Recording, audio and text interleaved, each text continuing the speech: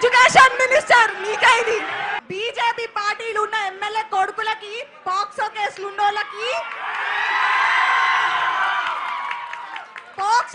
ఉన్నోళ్ళకి bail వచ్చినంత తొందరగా neat protest కి ఆన్సర్స్ ఎందుకు వస్తలేవు? ఇన్ని ప్రొటెస్ట్ స్టార్ట్ అయి ఆల్మోస్ట్ 25 డేస్ పైననే అవుతుంది. ఇప్పుడు ఎందుకు రెస్పాండ్ అయిన నరేంద్ర మోడీ? ఆల్రెడీ 2-3 అక్కడ తొక్కిసాడలా చచ్చిపోతున్నారు స్టూడెంట్స్.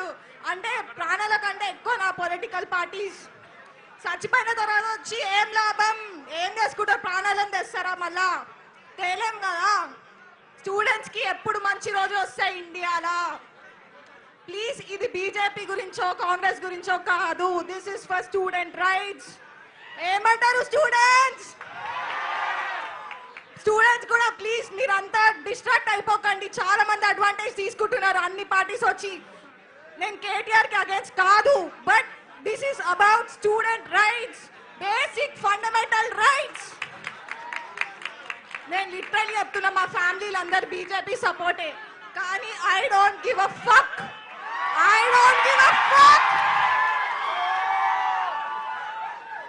ధర్మో రక్షణి రక్షిత అంటారు. ఏమైంది?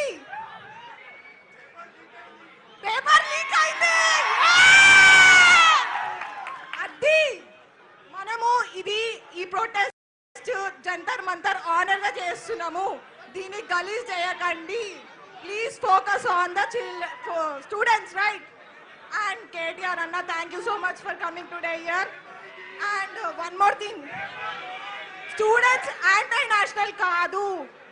They are speaking for their own rights.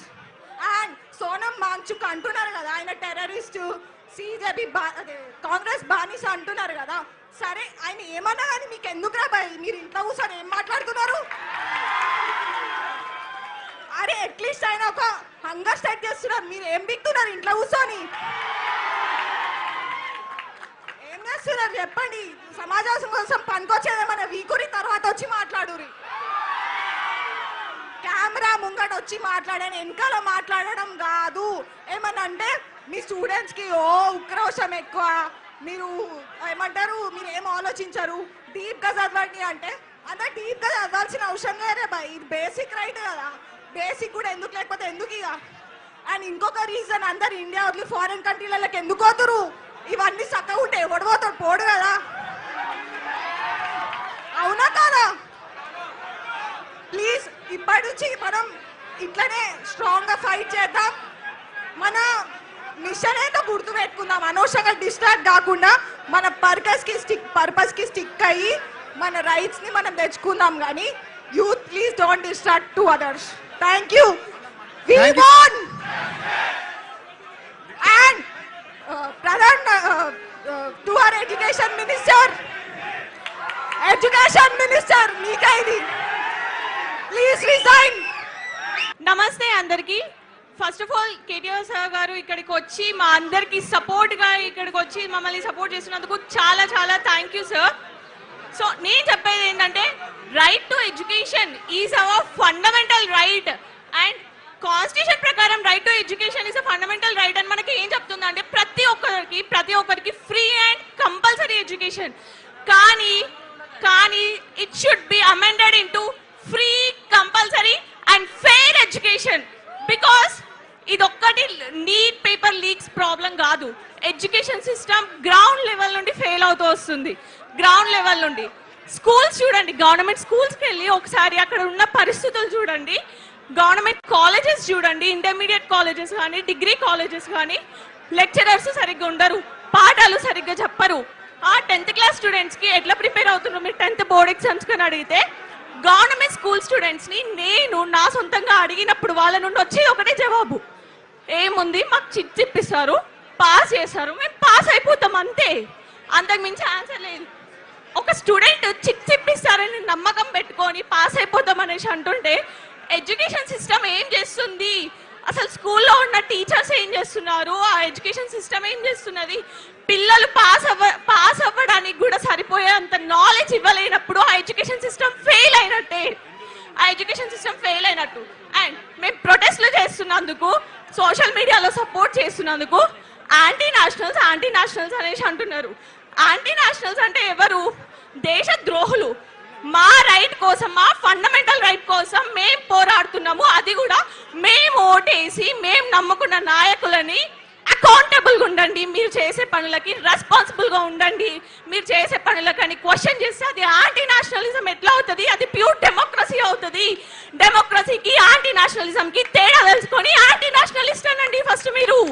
And anti Hindus అంటున్నారు. ఫస్ట్ ఆఫ్ ఆల్ సెంట్రల్లో బీజేపీ ఉన్నా, కాంగ్రెస్ ఉన్నా, కాక్రోచ్ జనతా పార్టీ వచ్చినా, ఎవరు వచ్చినా కానీ సిస్టమ్ ఫెయిల్ అయినప్పుడు అది ఎడ్యుకేషన్ సిస్టమే కానివ్వండి, ఇంకేదన్నా కానివ్వండి, సిస్టమ్ ఫెయిల్ అవుతున్నప్పుడు గవర్నమెంట్ ని క్వశ్చన్ చేసే బాధ్యత ప్రజలకు ఉంది.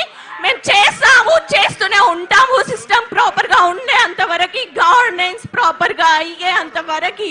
అండ్ సెంట్రల్ లో బీజేపీ ఉంది ఇప్పుడు ప్రెసెంట్, కాబట్టి డెఫినెట్ గా బీజేపీని క్వశ్చన్ చేస్తాం. బీజేపీని క్వశ్చన్ చేస్తున్నందుకు యాంటీ హిందూ అంటున్నారు. First of all basic common sense ఉండే religion is different, politics is different. Religion is personal beliefs, politics is societal governance. దానికి తేడా తెలుసుకొని మాట్లాడండి. యాంటీ హిందూస్ అనడానికి ఫస్ట్ ఆఫ్ ఆల్ ఎవరి రిలీజియన్ కి వాళ్ళకి స్ట్రాంగ్ లాయల్టీ లేదా? ఒక పార్టీ మధ్యలో నిల్చొని ఈ రిలీజియన్ ని కాపాడతా అంటేనే నడుస్తుందా? అంత ఇన్ఫ్లుయెన్షియల్ మైండ్సా మీరందరూ? మీ రిలీజియన్ కోసం మీరు నిలబడలేరా? నాకు అర్థం కాదు. గవర్నమెంట్ ని క్వశ్చన్ చేయాల్సింది స్టేట్ సరిగ్గా నడవనప్పుడు, సిస్టమ్ ఫెయిల్ అవుతున్నప్పుడు. రిలీజియన్స్ కోసం కాదు. Politics is different and religion is different. అవి రెండింటిని వేరుగా చూసి మన నాయకుల్ని ఎన్నుకున్న రోజు మన బతుకులు బాగుపడతాయి. అది తెలుసుకోండి ఫస్ట్. క్యాస్ట్ ని బట్టి, రిలీజియన్ ని బట్టి వీళ్ళు నా కులమోడు, వీడు నా రిలీజియనోడు, నేను ఈయనకు ఓటేస్తే మా కులం బాగుపడుతుంది, మా రిలీజియన్ బాగుపడుతుంది అనుకున్న రోజులు అట్లాంటి ఓట్లు వేసే వాళ్ళ బతుకులు మారవు, మా బతుకులు మారనివ్వరు. ఇది మార్చుకోండి first. And one more thing, ఇది కేవలం నీట్ పేపర్ లీక్స్ విషయం కాదు. మళ్ళీ చెప్తున్నాం, ఎంటైర్ ఎడ్యుకేషన్ సిస్టమ్ సెట్ అయ్యే అంతవరకు మా Gen Z and each and every other students, each and every one, we will protest, we will keep on doing the protest because education is our fundamental right. We will fight for our fundamental rights no matter whatever happens. And ingokati, ప్రొటెస్ట్లు చేస్తున్నందుకు falls కేసులు పెట్టి బుక్కలలో పెడతారా? పెట్టండి. ఒక్కరిని పెడతారు, ఇద్దరిని పెడతారు, మా తర్వాత సపోర్ట్ ఇంకొకరు వస్తారు, ఆ తర్వాత సపోర్ట్ ఇంకొకరు వస్తారు. అందరినీ తీసుకుపోయి మీరు బొక్కలు పెట్టిన తర్వాత మా రక్తమే ఇట్లుంటే మమ్మల్ని కన్నా మా తల్లిదండ్రుల రక్తం ఎట్లుంటది? పిల్లల్ని తీసుకుపోయి ఫాల్స్ కేసులు పెట్టి మీరు బొక్కలలో పెట్టుంచితే మా తల్లిదండ్రులు ఊరుకుంటారా? తల్లిదండ్రులు కూడా దిగుతారు ప్రొటెస్ట్లకి. దేశం ప్రొటెస్ట్లో దిగిన తర్వాత ప్రాపర్ గవర్నెన్స్ కోసం ఒక్కడివి సెంట్రల్లో కూర్చొని ఏం చేస్తావు? You have to be accountable for that. సెంట్రల్లో నిల్చోవడం కాదు, ప్రజల ఓట్లని దోచుకొని సెంట్రల్లో నిల్చోవడం కాదు. ఆ ప్రజలకి మళ్ళీ నమ్మకం కలిగి మళ్ళీ ఓటేయించుకునేలాగా పని చేసి చూపించండి. రెస్పాన్సిబుల్ గా పని చేయండి. మీరు చేసే పనులకి అకౌంటబుల్ గా ఉండండి. కంప్లీట్ జెన్సీకి ఈ పాలిటిక్స్ పైన, పొలిటికల్ లీడర్స్ పైన నమ్మకం పోయేలాగా చేసుకోకండి.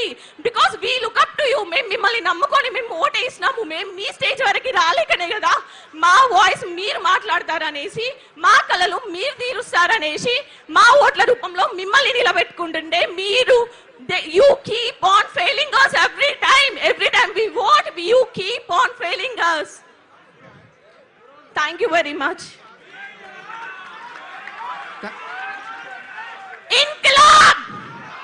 Inqilab zindabad, Inqilab zindabad, jai bhim, jai bhim, Inqilab zindabad, jai Telangana. Thank you Aishwarya. ఇప్పుడు